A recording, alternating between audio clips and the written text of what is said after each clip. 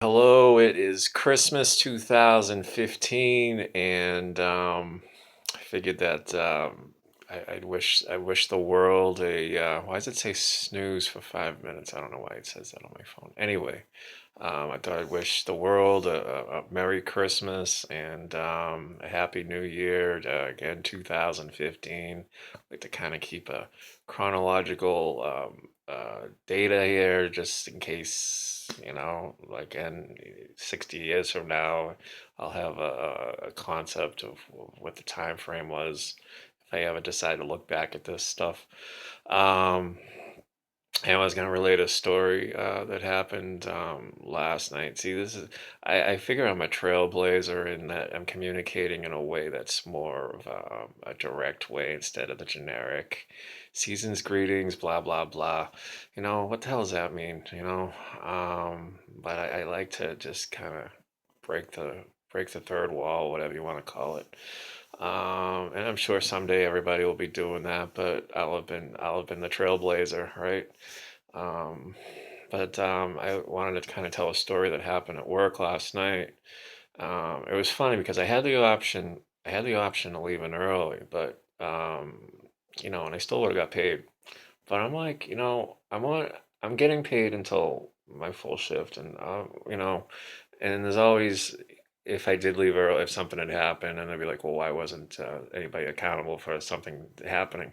And I'm glad I did in a way. It's funny, how things work out because it turned out I would have been gone before one of the interactions I did. I had a few last night. I talked about another one, but the one I didn't talk about was probably more interesting. Was this guy that I ran into in the back of my building, and he was drinking. And I knew he was drinking because I'd done that a few times in my life, just looking for a place just to chill out with, by myself and 40 or whatever. And so I said, I went over to him. I was like, "Hey, how are you? Merry Christmas. That's just how I am. I'm not gonna be a hard ass. I just, I'm running over to the desk because, in the spirit of the holidays, would you like a soda or something? Even though I knew he was drinking a beer, I could see it there. And he's like, no, I'm just looking up at the moon. We look at that moon, and I'm like, yeah, yeah, I see the moon.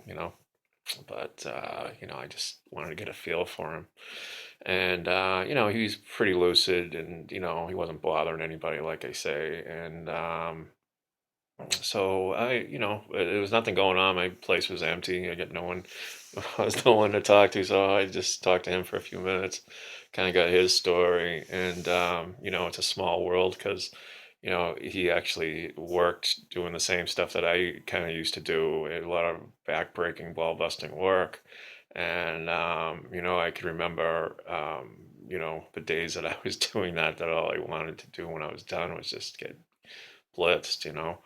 But so kind of, went into how I had that background and, what he was doing. And he says to him, it's Christmas Eve and you're back here by yourself. You got no family or anybody to spend the night with. And, this couldn't be how you drew it up on the game plan, or was it? He's like, yeah, deflecting, of course. He's like, I like to, just keep to myself and be out. And I says, yeah, but, it very easily, when you're drinking in public, that's an offense. And, you don't want to be spending Christmas Eve, in a cell. I mean, that would suck.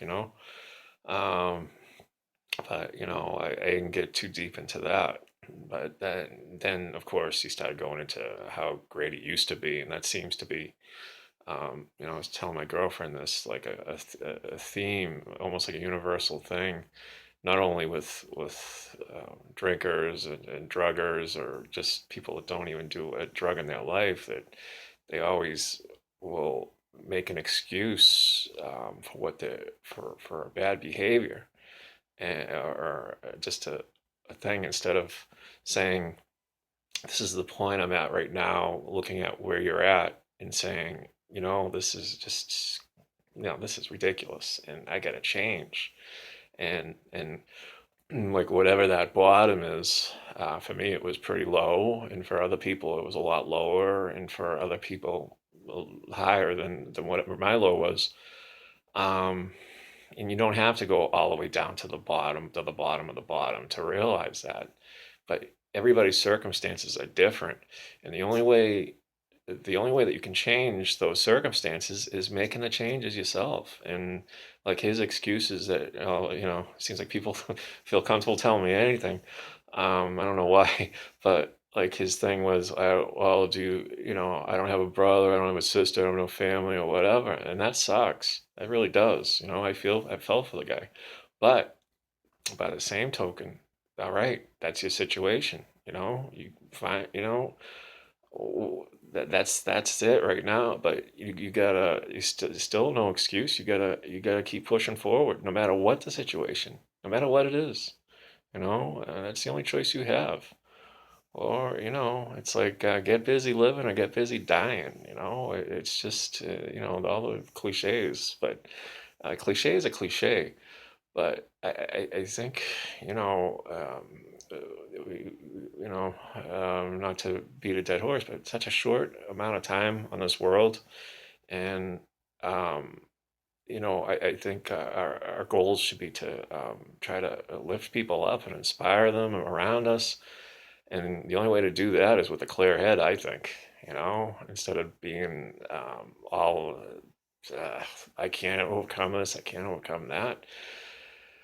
If you really want to, you can overcome anything, you know, um, uh, anything. And, I never thought I could, but I know I still have a lot I still want to overcome. He shall overcome.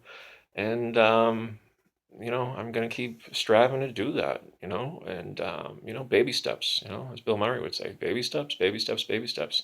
And you keep taking those baby steps, pretty soon it's a giant Mount Everest of steps, and that's the test of life. And that's basically what I told him. And then I said, hey, for listening to that lecture, here's $10. Merry Christmas. Go hit the bar, hit the bricks, buddy, because I don't want to have to call the cops on you. So anyway, we left it at that. And if you can't win people with words of wisdom, give them words of mucho dinero. I was just glad I was in a position to do that. So whatever. So that was my story from last. And then I had a couple other ones too, but hey, it's a family show. All right, Merry Christmas, and as usual, adios.